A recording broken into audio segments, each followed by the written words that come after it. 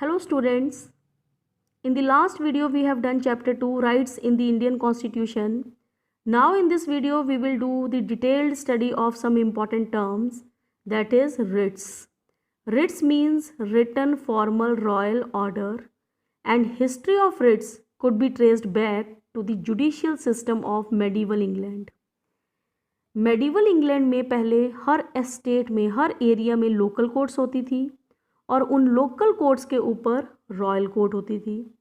Local courts were administered by the baron और the person called nobleman who was authorized by the king to receive the land revenue from the peasants, and if there was any kind of land dispute related to feudal dues or the tenure of the land, then these cases were tried in the local court, and these courts were free courts, means there was no charge for the case.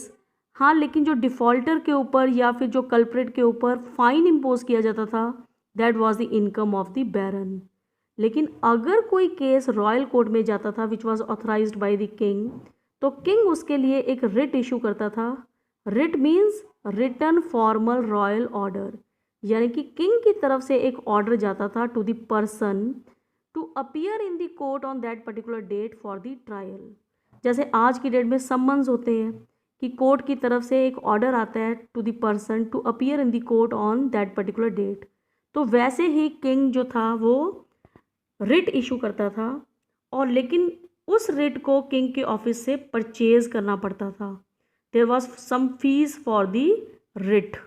धीरे धीरे लोगों ने common grievances के लिए भी, common problems के लिए भी रॉयल कोर्ट में अपील करना शुरू कर दिया, जो कि लोकल कोर्ट में जानी चाहिए थी, जिसकी वजह से बैरन का जो रेवेन्यू अर्निंग था वो रिड्यूस होना शुरू हो गया.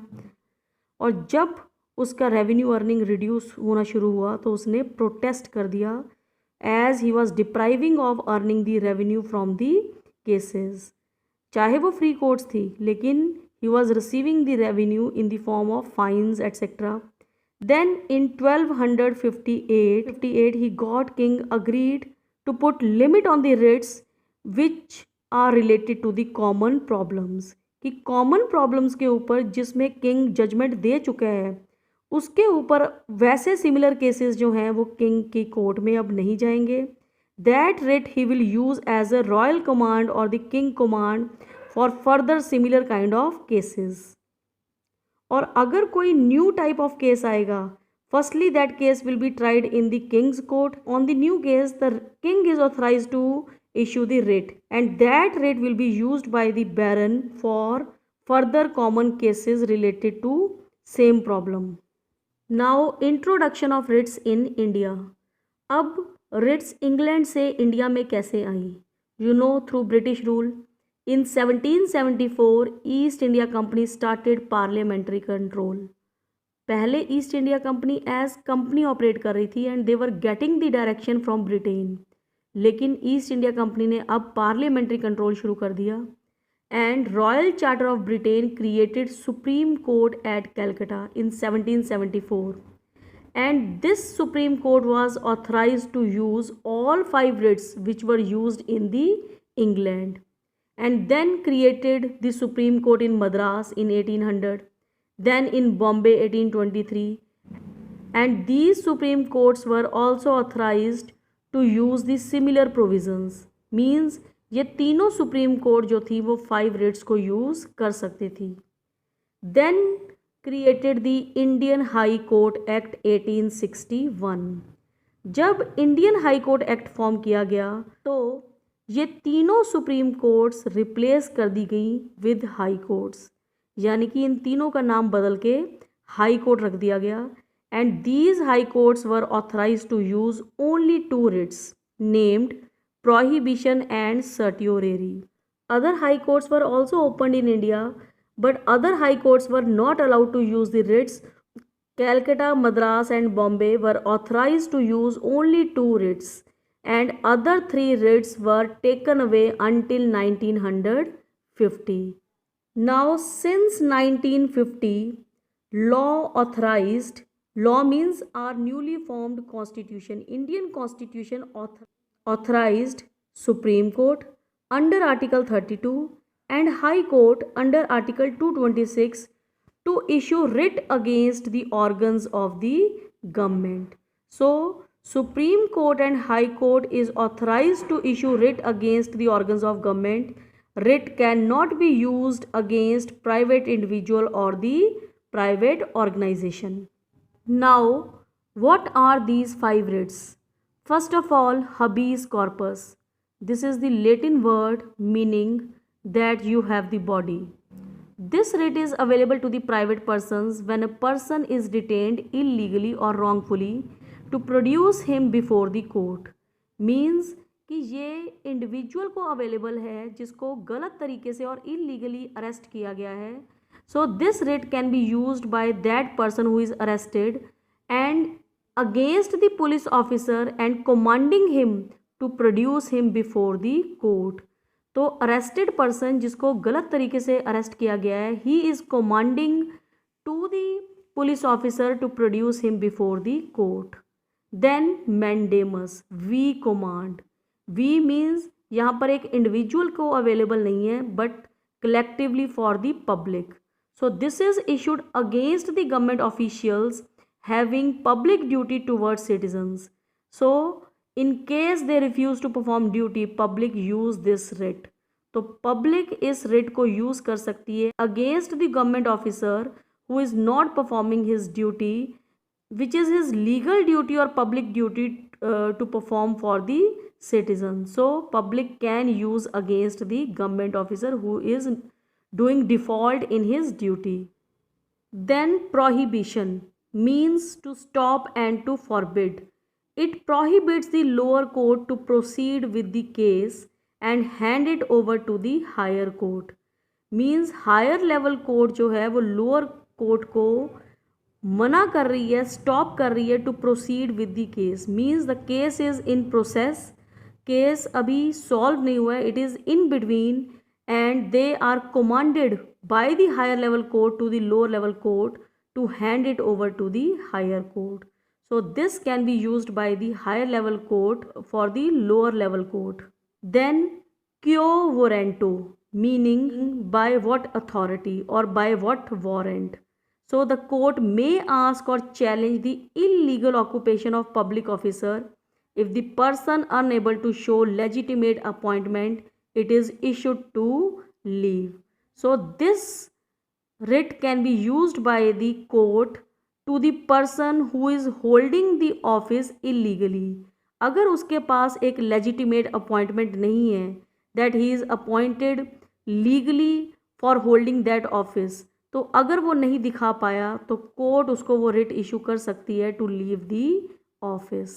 Then certiorari means to be certify, यानी कि किसी को certify करना that their work is under jurisdiction or beyond jurisdiction.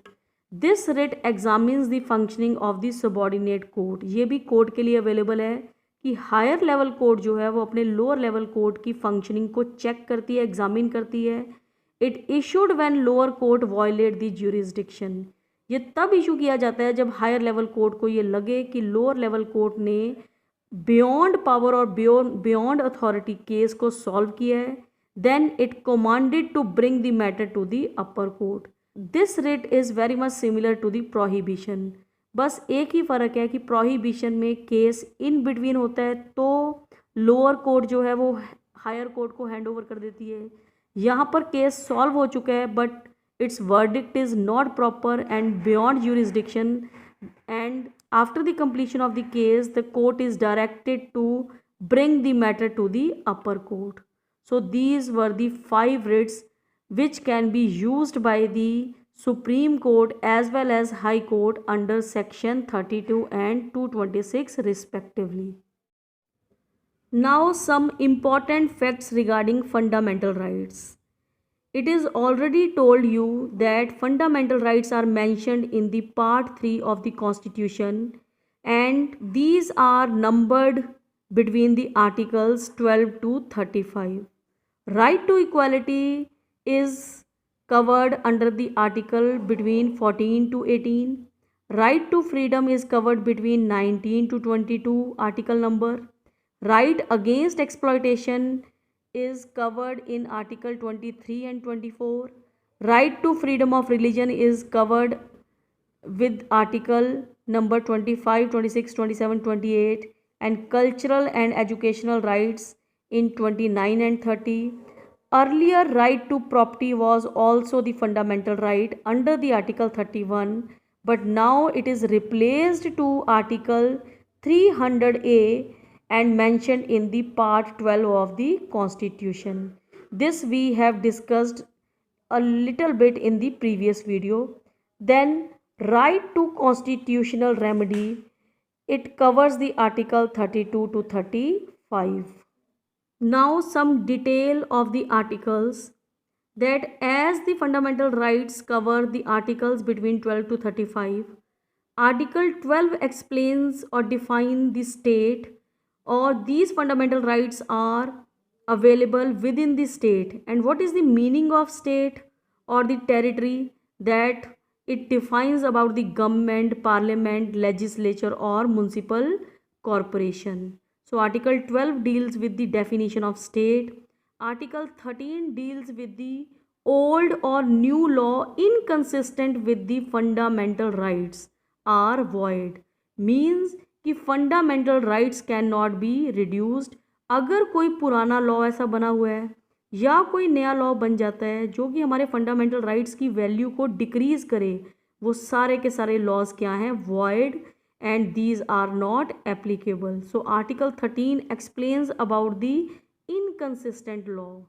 Then these things we have read in the previous video, that Article 14 equality before law, Article 15 prohibition of discrimination on the grounds of religion, caste, sex, Article 16 equality of opportunity in employment, 17 untouchability is offense, then Article 18 abolition of titles. So Article 14 to 18 covers the right to equality. Then between 19 to 22 covers the right to freedom, like freedom of speech, rights of accused, right to life and personal liberty. Article 20A is also added in right to life, that is right to education. It is free and compulsory education for the children between 6 to 14 years age group. Then 22 protection against arrest and detention we have read. So Article 19 to 22 covers the right to freedom. Then third right comes right against exploitation, that also you have done. Protection against begar, forced labor, human trafficking covers under Article 23. 24 deals with forbids employment of children below 14 years in factory. Then comes the next right, fourth right, right to freedom of religion. So Article 25 deals with the freedom of profess, practice and propagate any religion. Then 26 deals with freedom to manage religious affairs. Then 27, that nobody compelled to pay tax for the promotion of any religion. किसी भी person को compel नहीं किया जा सकता कि वो किसी भी रिलीजन के प्रमोशन के लिए टैक्स पे करे या कोई अमाउंट या fund they. Then Article 28 deals with the religious instructions in certain institutions except government institutions. ये भी आपने कवर कर लिया था.